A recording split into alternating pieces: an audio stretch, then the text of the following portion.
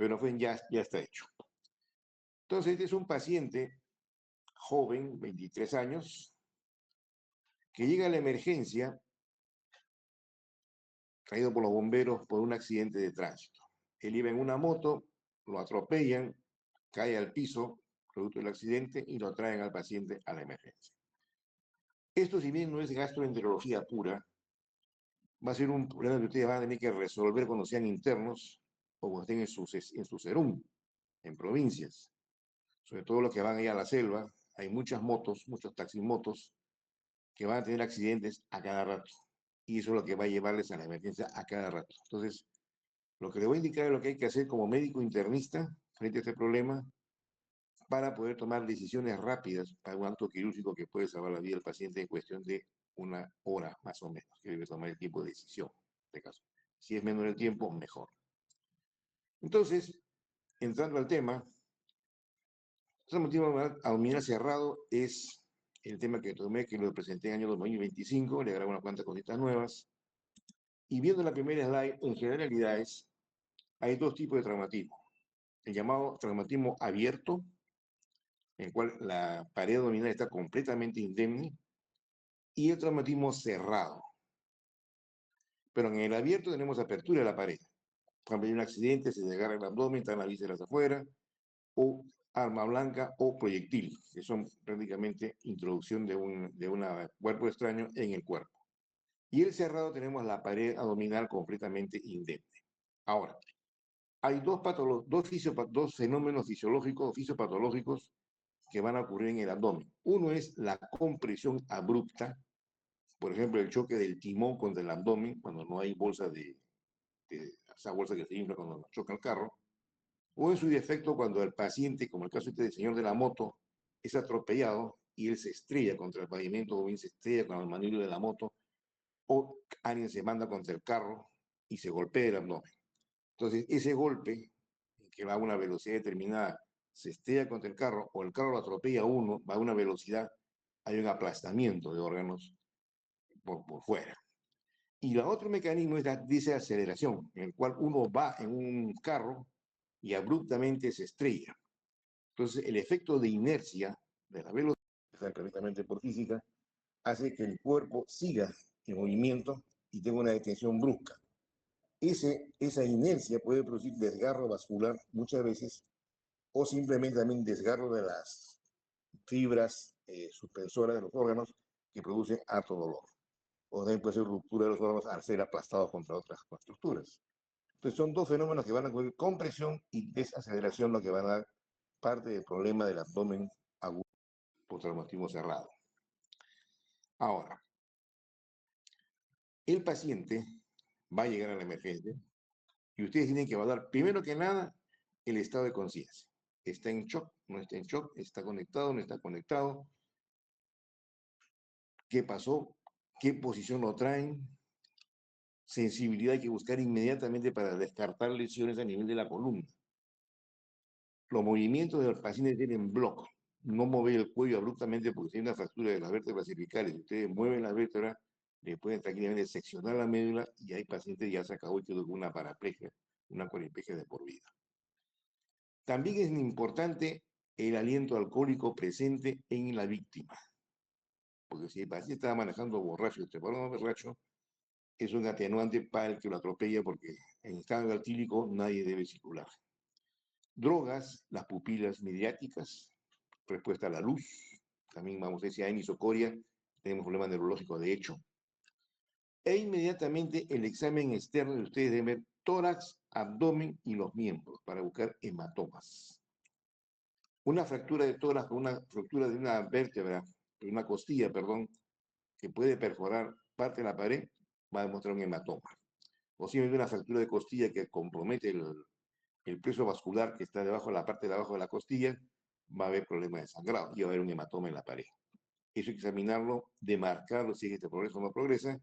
En los miembros, posiciones anormales de los miembros, por ejemplo, los pies, si está muy rotado, si hay acortamiento del miembro, pues si que tengo una fractura interna, un aplastamiento del hueso, etcétera. Entonces, eso hay abrasiones también ver en los cuerpos, si hay lesiones abrasivas para lavarlos inmediatamente para que no se infecten.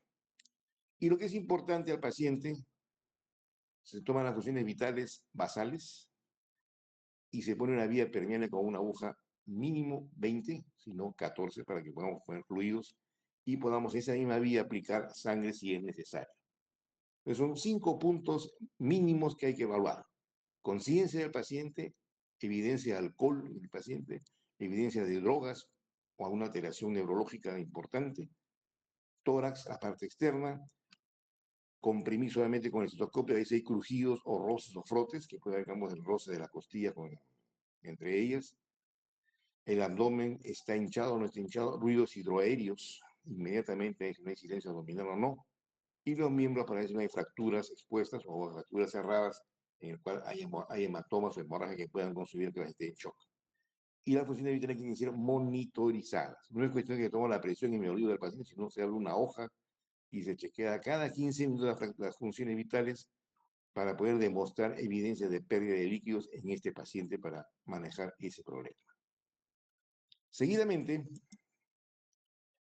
examinamos, observamos movimientos respiratorios, espontáneo o no espontáneo, crepitación del cuello. Eso que me va a decir que hay ruptura, o bien bronquial, o bien del esófago, a nivel del mediastino, que va a producir enfisema subcutáneo. ¿Cómo está ese tórax? Ya pedí una placa en ese momento para evaluarlo. La tensión abdominal. Si tenemos sangre en cavidad, va a haber un peritonismo presente. Entonces, va a haber una cavidad abdominal aumentada de tensión. La percusión para ver si hay evidencia de aire en la cavidad, por ejemplo, que percute el hígado, normalmente debe ser mate, cuadrante superior derecho.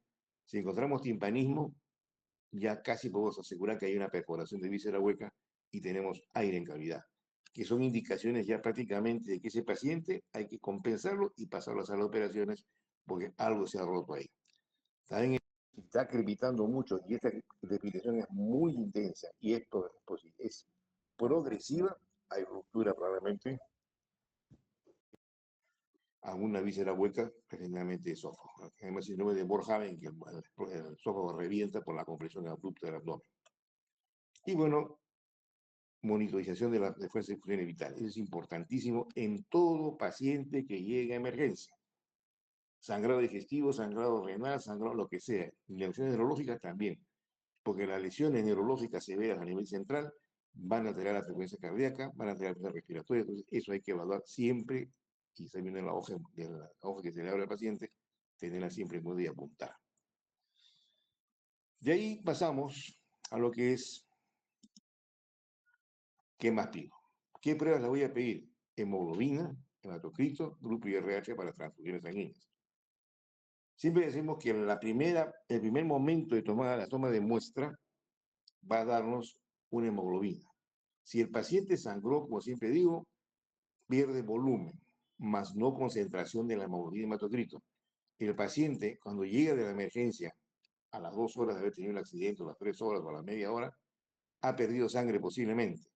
Ha perdido sangre en volumen, pero la concentración de la sangre que queda en el cuerpo es la misma que la que tuvo antes del accidente. Entonces, eso es un parámetro que yo voy a tener en cuenta para poder evaluarlo.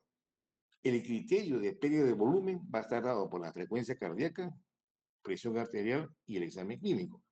Si hubo hematomas por todos lados, miembros que se están hinchando, quiere decir que tenemos pérdida de sangre en ese nivel. Si tengo un peritonismo, hay que sospechar una pérdida de sangre. Entonces, ese volumen se va a perder y eso se va a reflejar en la presión arterial y frecuencia cardíaca.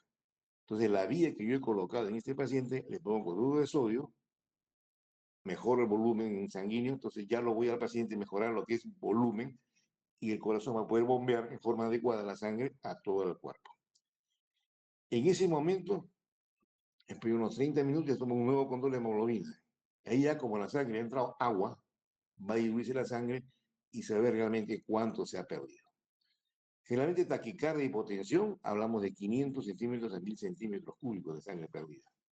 Si está en shock completo, hablamos de más de 1 litro de sangre perdida. Entonces ya es una idea más o menos clínicamente frente a qué estoy. El paciente está llegando en shock, quiere decir que este paciente está perdiendo sangre, salvo que sea un shock de tipo neurológico por el traumatismo craneoencefálico, es diferente. Pero si tenemos gente que llega semi-despierto, pero que esté hipotenso, sudoroso, pálido, ese paciente está perdiendo sangre y ha perdido una buena cantidad significativa. Entonces, hay que demostrar inmediatamente sangrado abdominal para poder evaluar. Ahora, generalmente, como decía antes, se hace evidente la hipotensión a partir de las 6 horas, precisamente salvo que sea un sangrado abundante en gran cantidad de sangre, pierdo. Y debo chequear al paciente cada 6 horas en 4 horas. Y cuando existe sangrado evidente por las pruebas que estamos mostrando, ese paciente que está listo para entrar a la sala de operaciones. Y esta es una estadística que ha demostrado que la muerte asciende un 1% por cada 3 minutos que me demoro en entrar a la sala de operaciones. Tenemos que convencer al cirujano rápidamente que hay que entrar a la sala. Porque si pasan 30 minutos, ya es 10% de la muerte aumentada en ese paciente. Entonces, a mayor tiempo, más descompensación, más problemas postoperatorios y posiblemente intraoperatorios, y más consumo de sangre. En nuestro país, lamentablemente, el banco de sangre de emergencia generalmente se queda con 1 o 2 unidades, o 3 unidades como máximo. No tenemos el banco de sangre a disposición nuestra. Y tampoco el banco de sangre en provincias va a ser uno de los mejores. Si son un centro de salud grande, puede ser. Pero si están ustedes en un centro de salud, solo tienen que incluir con la justa. Tiene que ser inmediatamente la evaluación y traslado al paciente a un hospital. Porque en el centro de salud ustedes no van a poder tomar ninguna decisión.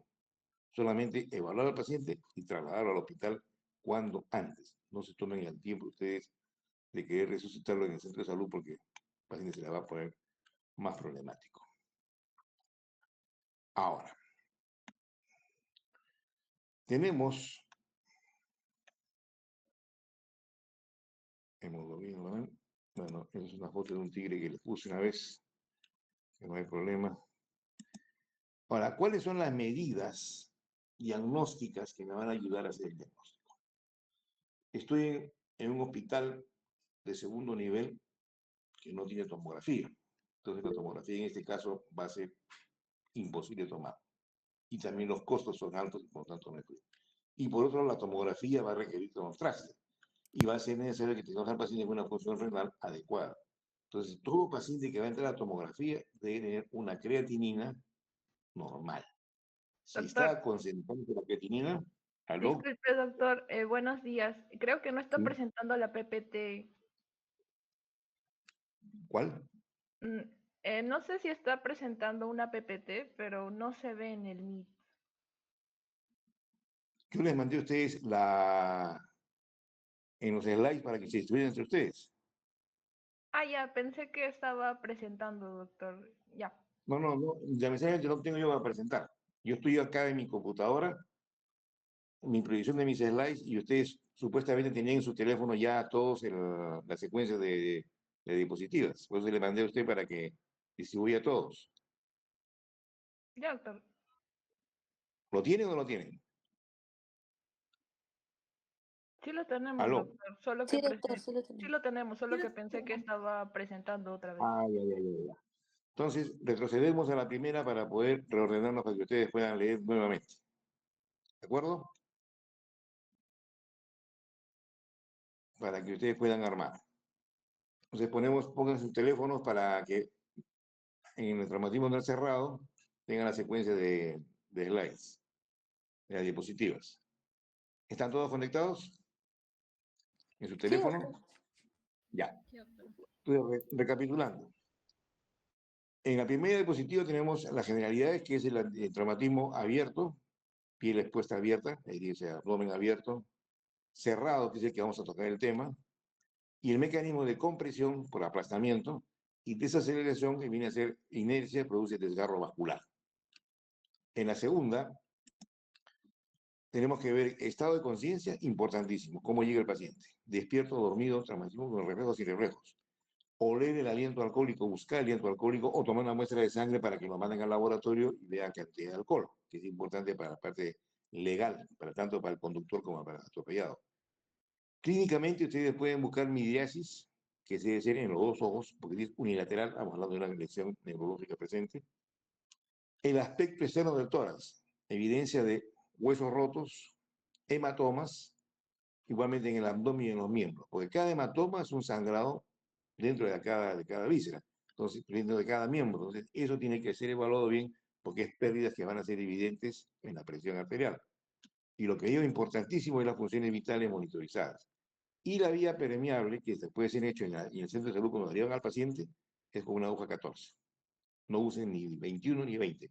20 como mínimo tamaño, pero mejor es una 14 para que pueda entrar la sangre, o una 18, que es digamos, más fácil de conseguir, una aguja 18. Con eso consiguen una buena perfusión del suero, y cuando le ponen sangre, esta sangre va a poder circular por la aguja sin ningún problema. Después tenemos en el cuanto el aspecto externo del paciente, que vienen movimientos respiratorios abdominales y torácicos, gravitación en el cuello para descartar lesiones esofágicas de rupturas, ver el tórax, sus movimientos, auscultar el tórax, hay frote, crujidos. En el abdomen, ver si está dilatado, tenso y los ríos hidroaéreos. Un abdomen en silencio abdominal, pues en consecuencia la irritación que tiene la sangre sobre el abdomen, entonces eso va a un silencio abdominal. Entonces eso hay que ocultar bien en un minuto cuántos ruidos hidroaéreos hay. La percusión con mucho cuidado para buscar evidencia de aire en cavidad. Y esto va a ser percutiendo bien el área hepática. Si el área hepática, que es mate, suena timpánico, están frente a una perforación intestinal, cualquiera que ésta sea. Y como siempre repito, y directo monitorizar las funciones vitales.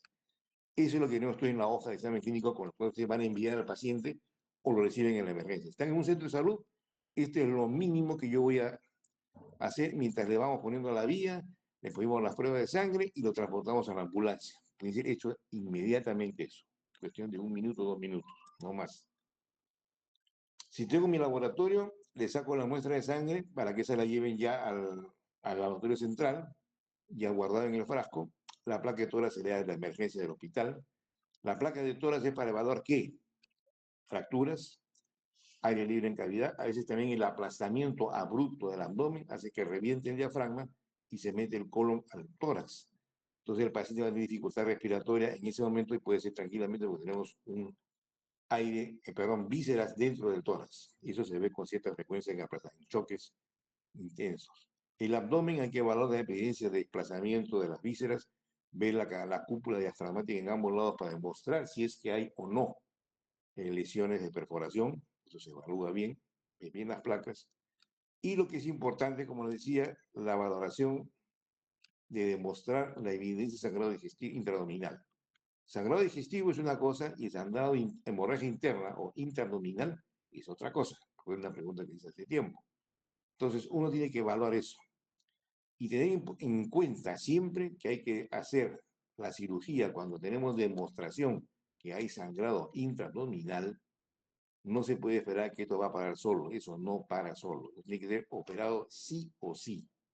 Y si son impulsar los pantalones y entrar a operar al paciente aunque esté chocado, porque si no se le va a morir. Es importantísimo tomar esa decisión en la cama del paciente. Pasamos a la siguiente.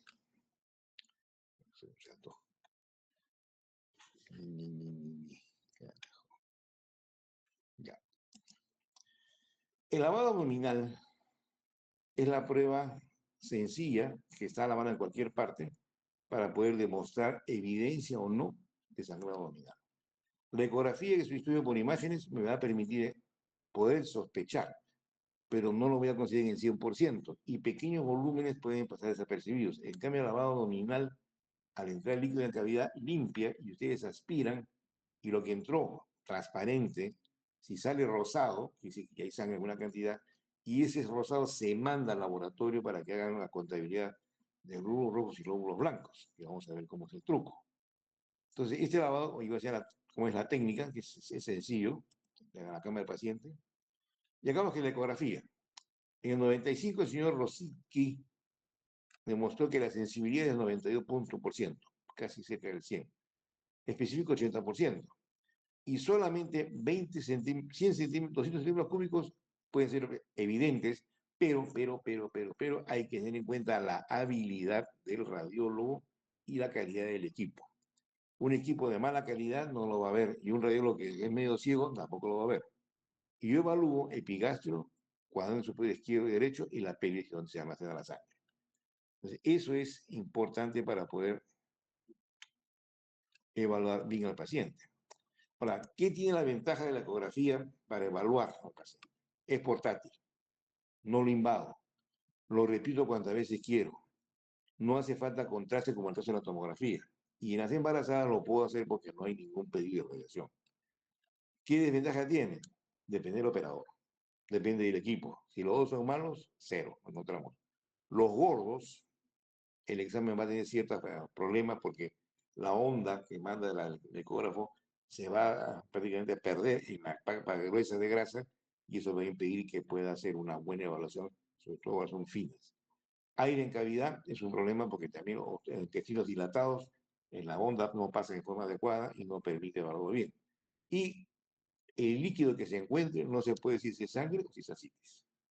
Si es un cirrótico, por ejemplo, no la puede diferenciar uno de otro. Entonces, en ese caso, ante esta duda que el ecógrafo me dice, tengo mis dudas, pero hay vísceras que están aumentadas de tamaño, hay edema, entonces hacemos el lavado peritoneal, que es buscando pequeños volúmenes. Entonces, complicaciones bajas. Y la punción va a encontrar hasta 10 centímetros cúbicos de sangre en el lavado. Y en el lavado tengo que ver qué cosa. El mando al laboratorio y tiene que ser más de 100.000 glóbulos rojos por centímetro cúbico y más de 500 glóbulos blancos por centímetro cúbico. Entonces, esto indicaría que es sangre evidente que ha tenido el paciente en el abdomen. Ahora, si veo bacterias, ya pienso acá, tenemos prácticamente perforación de víscera hueca, de colon. Si hay bilis y resto de alimentos, hemos encontrado pacientes que le han reventado el estómago, el duodeno o las vías biliares. Y si tengo orina, que se va a ver también el pH del líquido y la componente del líquido que se extrae, le dimos que la vejiga ha estado rota o el golpe ha hecho que se rompa un ureter, que no es muy frecuente, pero se podría ver. Pero sí es evidente que la vejiga puede estar rota. Y estos son los puntos en los cuales yo introduzco los catéteres para hacer lavado. El más adecuado sería en la peli, porque toda la sangre se deposita ahí, pues en la de declive. Y en los hipócrinos se lava y se aspira. Se usa cloruro de sodio un poco tibio para que si entra muy frío, el frío no haga que el paciente entre en shock. Este es colocado el catéter en el epigastrio, se pone la bolsa tibia y lava la cavidad y se aspira. Ahora, la tomografía, ya en un hospital de un buen nivel, va a poder evaluar en el 97% cómo está ese abdomen. Ahora, ¿qué requisito es básico e importante? Paciente debe estar hemodinámicamente estable. Presión arterial estable, presión cardíaca estable. ¿Por qué? Porque ese paciente hay que moverlo de la cama a la camilla, de la camilla a la sala de rayos y de rayos a la camilla. Entonces, si está inestable, esos movimientos pueden descompensarlo más. Y la creatinina debe ser en función normal. Porque si tengo un paciente que tiene 1.7, 1.8 que tiene, le pongo sustancia de contraste, lo manda a 2.3, 3.3, lo reviento más. Entonces, mejor hacer menos daño posible, que es la función del médico.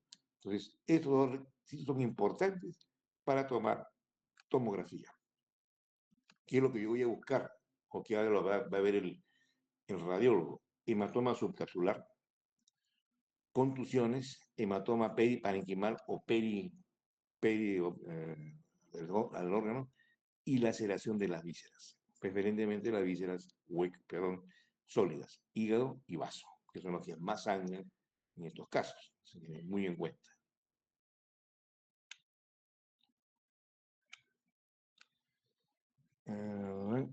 Y estos son los aspectos que ustedes ven en las láminas.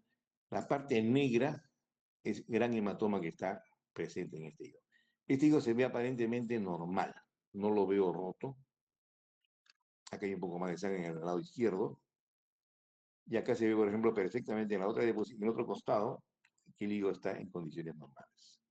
De acuerdo a los cortes, uno va describiendo la evidencia o no de lesiones. Este es un gran hematoma subcapsular. Está dentro del parénquima, el hígado ha sangrado el hígado, se ha lacerado el hígado, pero la cápsula indemne todavía ha evitado que ese se extravase. Entonces, el cirujano tiene que entrar, limpiar esto y comprimir. Y ese es el hígado como se vería frente a un traumatismo. Acá ven ustedes prácticamente la cápsula de Gleason está acá afuera, rodeándola, y una laceración con ruptura. Es un estallido de hígado. Es un estadio 4. Esto probablemente o entró a sala rápidamente y se pudo salvar al paciente, o estamos frente a la necropsia. El estadio 4 que veremos más adelante de lesión del hígado o de vaso son estallidos, rupturas con laceración de los vasos sanguíneos, que dan un pésimo pronóstico. Esto tiene que al cirujano entrar, poner acá en foam, que es una sustancia especial como un plástico, para comprimir y gasas para comprimir. No se recomienda poner sutura porque los puntos vuelven a cortar porque el hígado es un órgano muy friable. Entonces, en ese caso es compresión y esperar que pare el paciente y ponerle sangre. Esta lesión, como digo, es de muy mal pronóstico. Generalmente el paciente se va al otro lado antes que tengamos tiempo. Aquí también ponemos en esta diapositiva los grados de lesiones hepáticas. Esto es para que ustedes lo tengan en cuenta, no va a ser pregunta de examen porque esto es para especialistas, tanto de rollo como de gastroenterología, pero ustedes pueden ver que del lado 1 hasta el 6 son diferentes rangos y conforme vamos avanzando va a ser peor el pronóstico. No es igual un hematoma simple, subcapsular, que no crece, porque da un control, que compromete menos del 10% de la superficie hepática. La segunda forma es laceración, pero que no está presente en la laceración, pero que no sangra de 1 centímetro de profundidad. Eso ya lo ve el radiólogo en el examen. En el otro lado, en la otra parte de la lesión, tenemos lesiones de laceración con compromiso 50% del lóbulo hepático, como esa que les he presentado anteriormente en la lámina. Acá esta es una lesión de tipo 5. Esto es terrible. A veces esto se detecta en la necropsia o durante el acto operatorio, si es que el paciente entra a sala inmediatamente. Y la última es ruptura hepática con ruptura de los vasos sanguíneos. Esto sí se ve generalmente en sala de autopsias. Casi nunca llega a operarse esto. El vaso, que es el otro señor, es vascular y que es difícil de manejar. Tenemos también lesiones del 1 al 5, que van de un simple hematoma pequeño, 10% de superficie, hasta la laceración vascular. Esto es para que ustedes tengan ustedes una idea, que vean, si me dicen, por ejemplo, hematoma intraparenquinoso roto con hemorragia activa, a sala de operaciones. Si tengo un desgarro capsular no sangrante de 1 centímetro, lo puedo observar. Lo compenso bien, eso se puede reabsorber. Si es un paciente con un hematoma de 50%, de 2 centímetros, podemos también observarlo y no entrar a las operaciones. Pero cuando entramos ya hematomas mayores del 50%, con hemorragia activa, este tiene que entrar a la sala de operaciones. Entonces, es importante que ustedes ya lean lo que dice en la informe del radiólogo para tomar una decisión inmediata. Si a todo esto tengo un lavado abdominal en el cual encuentro sangre, ya son 2 condiciones que dicen a sala de operaciones sin lugar a duda. Tiene que entrar a sala sí o sí, porque no el paciente va a seguir sangrando y se va a morir. Le van a poner 40 unidades de sangre y eso es un caño abierto. Mientras no cierren ese caño, el paciente se nos muere. Entonces, que si diga un poco más de sangre, no, señor, opéralo. Este es para ver la parte de intestino del duodeno. Bueno, como digo, esto es cuestión de cultura, no vale la pena. Y esta es la que es más importante, que ya para terminar esta parte de la conferencia, es a quienes opero. Primero, lavado intraabdominal positivo, entra a sala. Clínicamente sangrado intraabdominal, que simplemente se me cae el hematocrito y no lo recupero, a pesar que le pongo medidas de recuperación. Ponerle sangre, le pongo cloruro de sodio, 2 unidades y el paciente no mejora, a operarlo. Traumatismo cerrado o penetrante, con lavado positivo, también entra a sala. Hipotensión, con medida penetrante. Este es cuando hay cuchillo. Arma de fuego, tiene que entrar a sala de sí o sí a mirar, porque no se puede decirle, me dieron un vaso, no se preocupe, está convencido, déjalo nomás. La bala se infecta y se muere siempre. Vísceras afuera, ni vuelta que darle. Sangrado del estómago, recto para autoviratorio por trauma penetrante, también es peritonitis, evidencia que es el rebote en el paciente con sangre evidente. No tengo a mi mano ecografía, no tengo mi mano, no puedo hacer lavado porque no tengo cloruro de sodio, pero tengo un abdomen con rebote y tenso, peritonitis, a sala de operaciones. Hay libre cavidad o ruptura del diafragma, sala de operaciones. Y tenemos acá una placa de tórax en la cual se metió el colon al tórax, es intrasala porque si no, no va a mejorar. Eso no se cierra ni de vaina. Y la tomografía encuentra apenas lesiones, eso ya confirma para que el cirujano tenga que operar.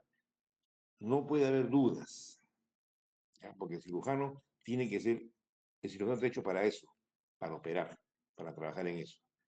Si se niega, bueno, tendrá que esperar en otro turno siguiente para que el paciente sea manejado por un cirujano más agresivo.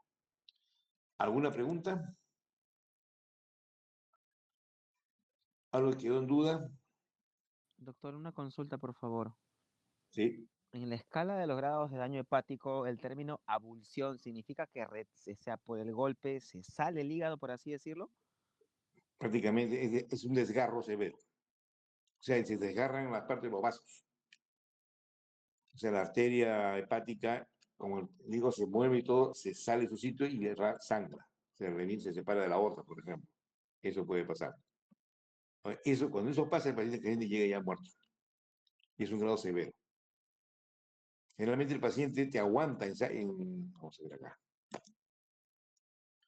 Por ejemplo, regresando a la lámina, hasta las laceraciones, hasta grado 5, puede estar el paciente en estado de condiciones operables. Pero si tengo lesiones vasculares, en el cual, si es una vena, me puedo ayudar, pero cuando tengo ya el grado 6, que es ruptura del plexo vascular, ese es un sangrado, pero que se te va en minutos. Porque el paciente, tú le pones un brazo, en cada brazo y en cada pierna una bolsa de sangre y entrar a la sala inmediatamente. Pero solamente mientras que lo suben del carro del accidente, llega a la ambulancia y ya llega muerto. Entonces le hacen necropsia y se encuentra ruptura de los vasos. Esa es una cuestión ya casi nunca, ojalá que nunca le llegue, porque esa es muerte inminente. A otras lesiones sí le da tiempo. Como digo, la lesión 1, hematoma, laceración en estadio 1, ese paciente se puede quedar en observación, haciendo un control a las 6 horas, como estadios, y si las funciones vitales no varían en ese paciente, la cosa quedó controlada. Pero si ves que las funciones vitales, tú le pones un cloruro de sodio, una unidad de sangre, 2 unidades de sangre, control de hematocrito, sigue bajando, la presión arterial se vuelve a caer, hace taquicardia, ese paciente está sangrando activamente. Se quiere decir que esto, que era aparentemente, está equivocado. Probablemente esté en una lesión tipo 3, que está sangrando activamente. Entonces, cuando hay sangrado activo, tú las funciones vitales no las puedes controlar por más mayor que las. Tiene que entrar a la sala sí o sí. Estadio 2, aunque sea 2, pero que con sangrado activo tiene que entrar a la sala para que lo cierren como sea el cirujano. Pero si tú ves que el paciente logra controlarse, tú puedes preparar la sala para entrar después que vas a hacer. Porque de todas maneras hay que trabajar y observar. Porque hay microperforaciones intestinales, microlesiones vasculares, que no se ven al mismo momento, pero después pueden afectarse. Como ver un aneurisma por tracción, eso tiene que curarlo ya el cirujano. Tiene que ser un cirujano de emergencia bien preparado, bien agresivo y con alta experiencia, ¿no? ¿Otra pregunta?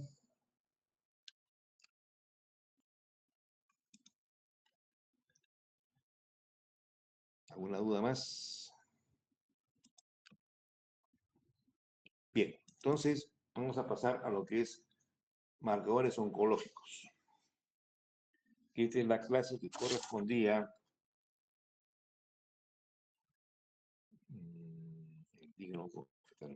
sí. La clase de antígeno oncofetal el día jueves 22 es la que vamos a hacer ahora.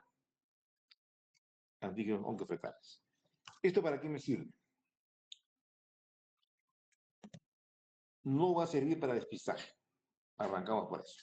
Pero sí me va a servir estos marcadores para poder decir qué pacientes potencialmente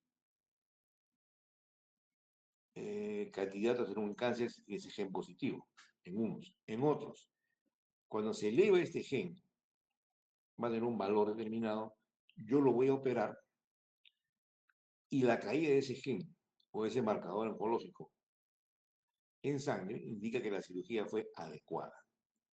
Si yo tomo un control del gen después de haber operado al paciente y no cae, quiere decir que he dejado cáncer en ese paciente. Entonces tengo que volverlo a ver. No estudio, digamos, imágenes para buscar en otra parte de lesiones, o estamos frente a un paciente que tiene una metástasis.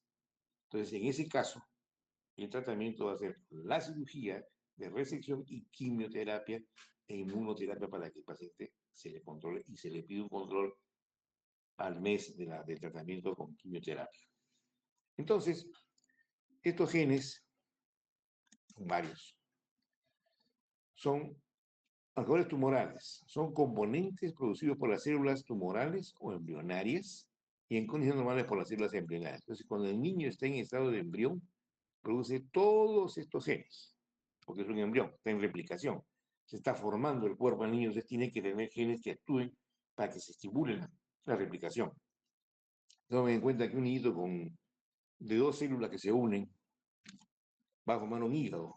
Ese hígado tiene que crecer, crecer, crecer, y los genes, las células tumorales están como tumores benignos, están creciendo en el cuerpo. O sea, un crecimiento celular va a dar que se da condiciones normales que tenemos marcadores tumorales normalmente en una persona, pero va a ser en el feto. La madre puede elevar, cuando estos niños pasan a la sangre, hasta no más de 130 para algunos antígenos, que mayores de eso ya indicaría, como veremos más adelante, ciertos cambios. Ahora, para que un tumor sea excelentemente bueno para poder determinar que este está relacionado al tumor, tiene que tener ciertas cosas. Sensible en el 100%, o sea que todo aquel paciente que tiene positivo es un cáncer. Específicamente en el 100%, quiere decir que no hay otro caso positivo. No se conoce como, no se equivoca con otro. Que tiene que haber una relación lineal del tamaño con la cantidad de marcador, para que indica precoz, avanzado o muy avanzado. Y que refleje el estado clínico. Lamentablemente, ninguno de los marcadores tumorales llega a esto. Por lo tanto, no me sirven para hacer un diagnóstico precoz. Lo único que me sirve para poder evaluar, como digo, la parte operatoria en el caso que estén elevados. Y tenemos casos en los cuales tenemos un cáncer de colon con CA negativo, un cáncer de ovario con C125 negativo, un cáncer gástrico con los genes negativos. Entonces, esto no es, si es negativo, bueno, pues piña. No es una célula embrionaria muy agresiva, porque mientras más altos sean los tumores, los marcadores tumorales, quiere decir que es un tumor menos diferenciado. Eso indicaría indirectamente que es un tumor más agresivo. Pero eso no descarta que el cáncer diferenciado también sea benigno. Todo cáncer es malo, pero más malo es el que tiene tumores en alta cantidad. Ahora, el uso clínico es para poder diferenciar genes sintomáticos. Como dije, en el cáncer, hablamos de la pasada del colon, los síntomas de alarma son generalmente síntomas tardíos. Entonces, si usted comienza con diarrea y con sangrado, le pido un marcador tumoral y este puede, si sale bajo, podemos decir posible visión irritable, una diarrea de otra causa, un sangrado de otra causa, pero no lo excluye. Cuando tenemos el tumor presente, es una predicción con respecto al tratamiento. Si cae, bien. Si no cae, o quedó la masa, o hay como un metástasis. Y tengo que monitorear con la terapéutica. Eso lo podemos ver más adelante. Hay un montón de marcadores. Los principales son antígenos oncofetales, que es lo que vamos a ver en este tema. Esto no lo voy a tocar porque son ya más tirando a otras especialidades. No va para gastroenterología. Inclusive en gastroenterología son unos cuantos más los marcadores. Antígenos tumorales. Los más comunes son en nuestro medio alfa-feto, para el hepatocarcinoma, carcinoma embrionario, intestinales. CA125 en ovario y CA19-9, que no lo puse acá, 19 para páncreas. CA19-9 es para cáncer de páncreas. Pero también se cruza con otros tumores, entonces no es patognomónico de esa identidad. Entre las hormonas hay un montón de hormonas que no las voy a tocar porque son tumores que no son de tubo digestivo, salvo la catecolamina y la feocromocitoma intestinal, que puede dar cierta clínica, taquicardia, flujo y esas cosas. Pero es un tumor muy infrecuente, por lo tanto, no hay tanto que ver. Entrando a lo nuestro, en la parte del cáncer de vía digestivo, la alfa-feto. Esta es una proteína secretada por el feto y por el saco vitelino fetal. El niño está en replicación, entonces el saco vitelino y después el hígado fetal lo forma. Normalmente hay 40 nanogramos, por debajo de 40 nanogramos en la sangre, porque tenemos cierta replicación. Y en las mujeres gestantes llega hasta 135, se acepta cuando está en la tercera semana, en la partida de tercera semana para adelante. Y puede aumentar un poquito más porque supuestamente la placenta es impermeable a todas las sustancias que están con el feto. Ya la placenta cuando está a término, en el tercer trimestre, ya hay cierta, digamos, fuga de material fetal hacia la sangre. Entonces puede haber ligeros incrementos de hasta 150, 200, pero sin llegar a más de 300. No es específico de cáncer hepático, vamos a ver más adelante, y como digo, no sirve para buscar cáncer hepático precoz. Si es positivo, enhorabuena, pero si es negativo, no lo niega. Entonces ya veremos cuando hablemos del hepatocarcinoma cómo son las maniobras. Vamos a la siguiente. Ahora, aquí vemos que no es específico. El diagnóstico de cáncer, yo veo, por ejemplo, un nódulo en el hígado, le hago una tomografía, veo que tenemos la fase arterial rápida presente, indicativo que es un cáncer, le pido los efectos de proteína, me salen más de 400 nanogramos, ya está el diagnóstico confirmado. Ahí se puede hacer la operación. Y es específico de carcinoma de colon, de hígado, pero el testículo también lo tiene. Entonces, no podemos equivocar. Entonces, si tenemos esto y el hígado es aparentemente normal, hay que ver al paciente un estudio por luz de testículos, páncreas, un 30%, la ecografía, tomografía lo va a ver, y el broncogénico puede tener esto. El colon, muy infrecuente, pero el pido un SEA ya confirma. Más de 1000 nanogramos es cáncer de colon indiscutiblemente. Testículo puede ser el 40% y la TSM hereditaria es una entidad ya directamente endocrina va a dar este problema. Ahora, ¿qué condiciones benignas el hígado? Generalmente no son más de 150 nanogramos, pero puede haber.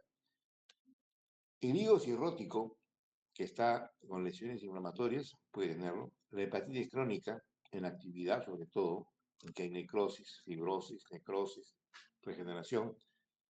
Por esa regeneración va a haber efectos proteína positivo. El embarazo, como le digo, va a ser positivo, pero nunca más de 400. Y esa entidad rara que puede que jamás he visto uno, pero ahí está. Ahora, cuando tengo una gestante, esta para cuando ustedes sean ginecólogos o internos de ginecología, a una persona quiero evaluar, por ejemplo, posibilidad de que ese feto tenga cierto comportamiento neuronal, yo le pido alfa fetoproteínas a partir de la cuarta semana de gestación.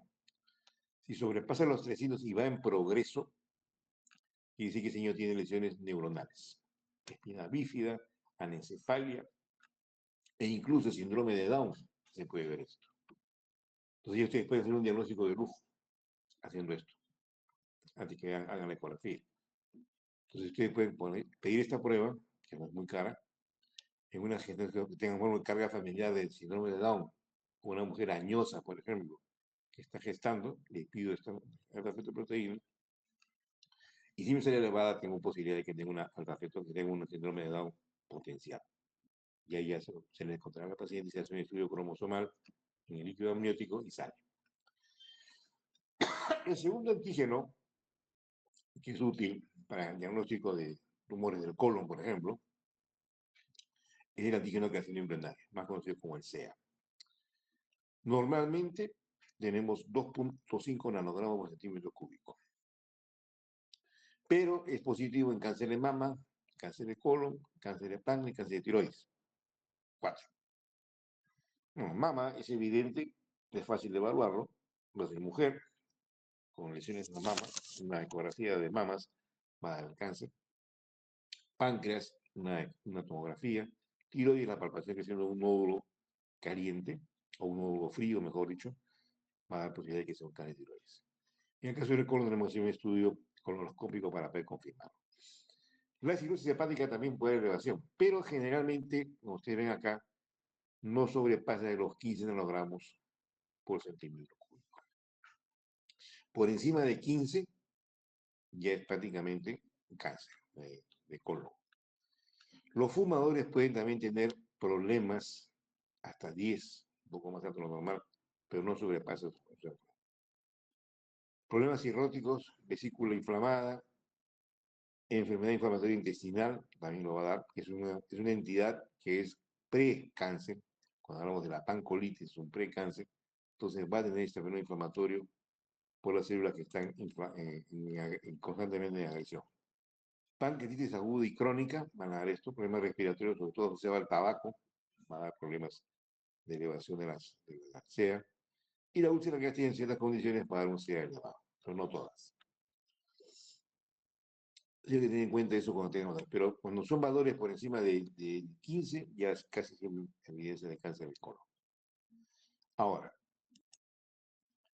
en el seguimiento, después de operar al paciente, yo pido al paciente un preoperatorio, confirmo el diagnóstico, 18 nanogramos, correcto, lo opero y le pido a las 3 semanas un control y debe caer. Y al paciente, para estar seguro que no hay problema de recidivas, le hago un control de cada 6 meses. Pero ahora también, como presenté en la clase de cáncer de colon, esto era hasta el año 86, hasta el año 90, año 2000. Ya a partir del 2020 comenzó a tomarse en cuenta el ADN tumoral en sangre.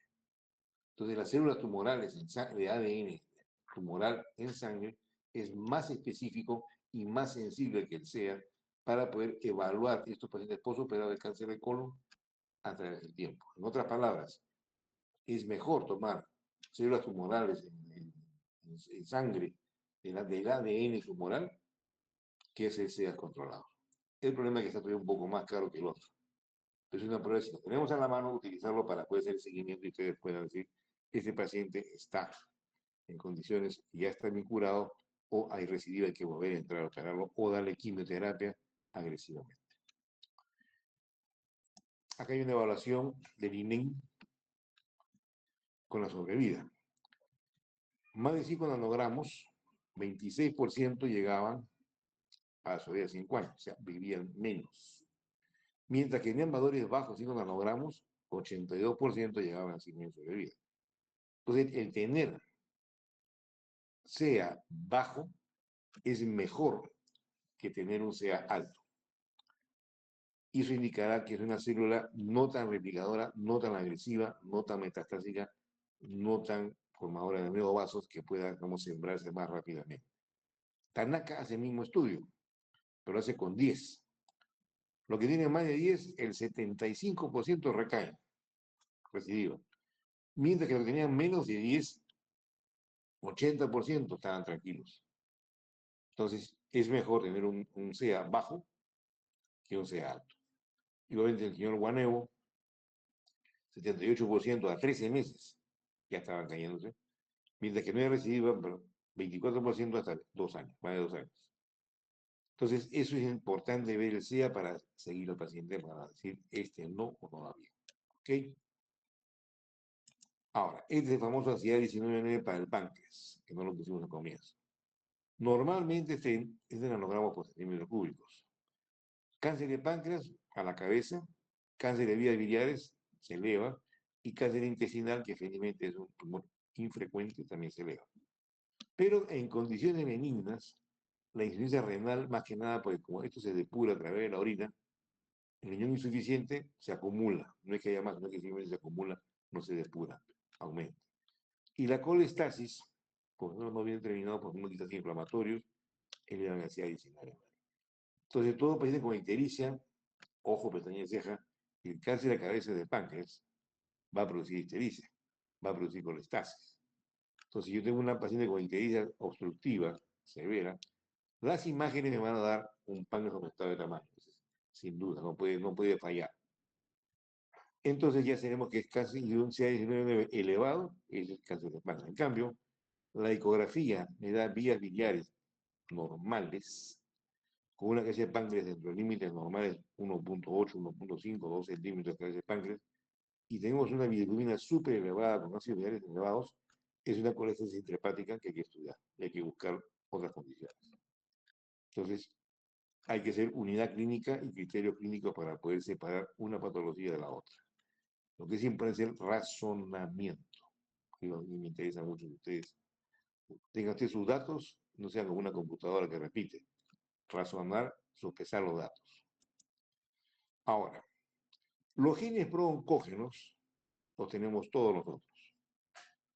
Son genes que van a regular, como les dije un momento, la replicación celular. Entonces, estos señores van a promover el crecimiento, división celular y codificando los factores de transcripción.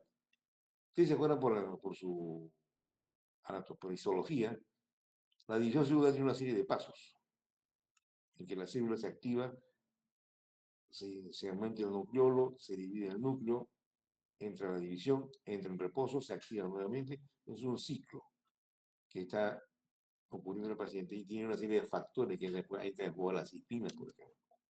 Entonces, estos broncógenos están en la membrana celular chequeando y revisando cómo replica la célula. Entonces, la citoplasmática y el núcleo están ahí presentes para ver si es que el orden de transcripción celular, la división, es adecuado. Entonces, si ellos ven alguna alteración, inmediatamente intervienen para poder retomar la evaluación. Por ejemplo, el Carras es un gen que controla la traducción, permite que las señales externas sobre la célula hepática o célula del colon, o cualquiera que sea, o la célula del estómago, pueda permitir que pasen estas señales. Por ejemplo, viene un virus, el Carras observa y dice, este no debe entrar, y le pone un bloque al virus para que no penetre la célula, para que no penetre un químico, cualquiera que sea, un colorante, que es un químico, ellos son controlados por este Carras para que estos señores no ingresen en la célula y alteren con sus moléculas el patrón de replicación celular. Cuando el Carras falla, todas las moléculas que están afuera se meten, como Pedro en su casa. Entonces actúan sobre la replicación y la célula sale anormal. Ya son esta actividad mediada por la GTP, son cosas que no vale la pena ver, pero sí, su prueba es que este va a ser positivo en heces.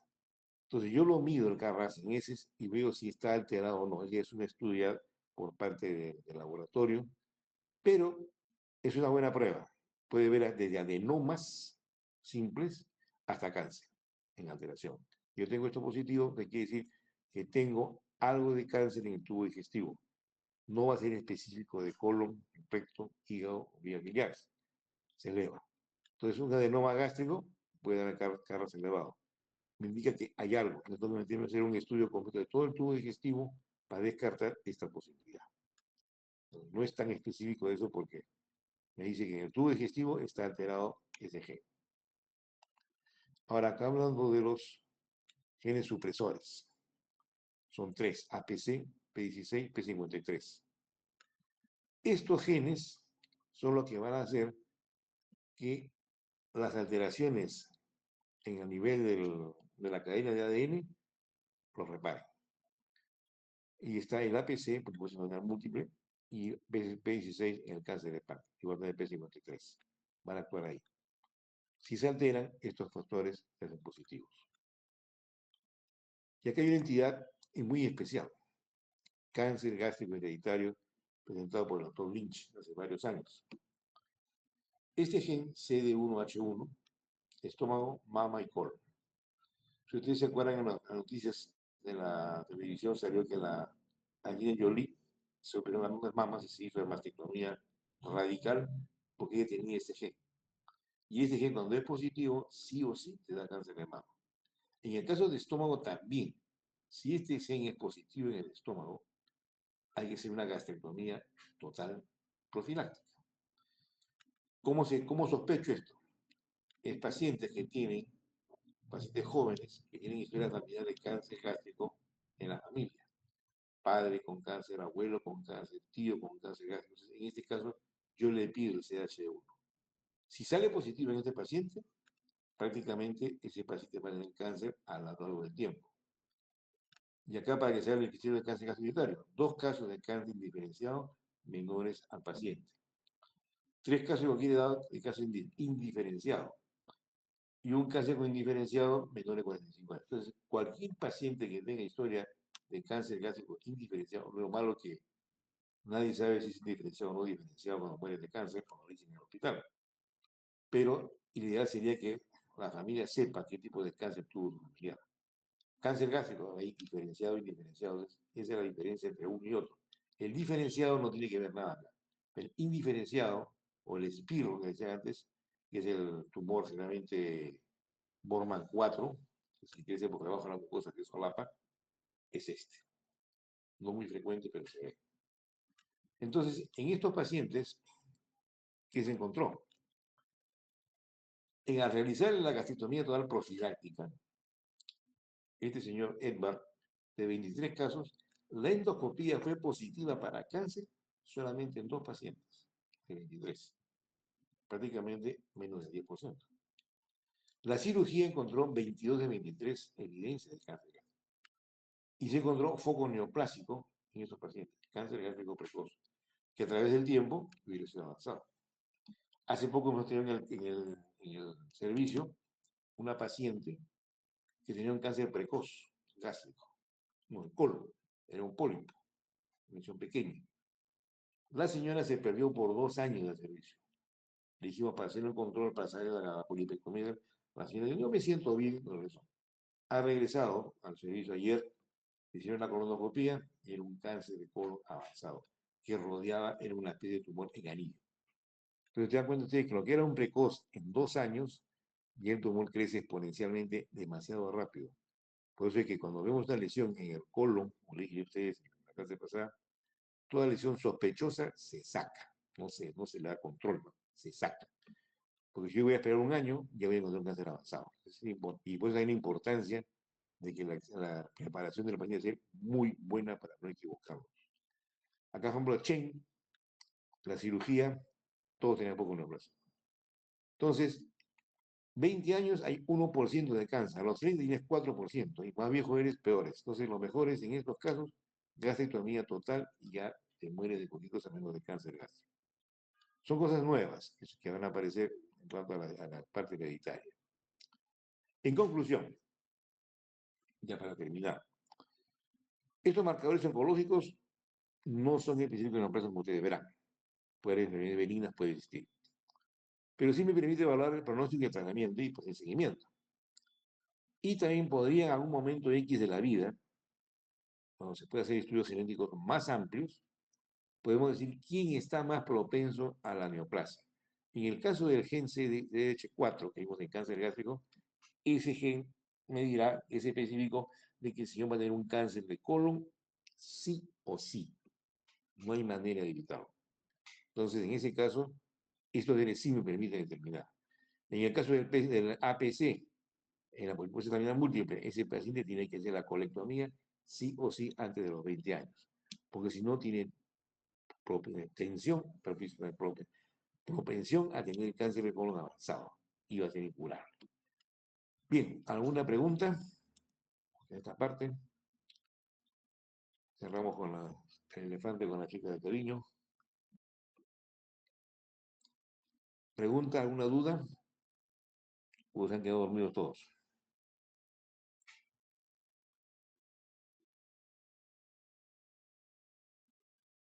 ¿Ese fue lo tuyo de casa, a la calle?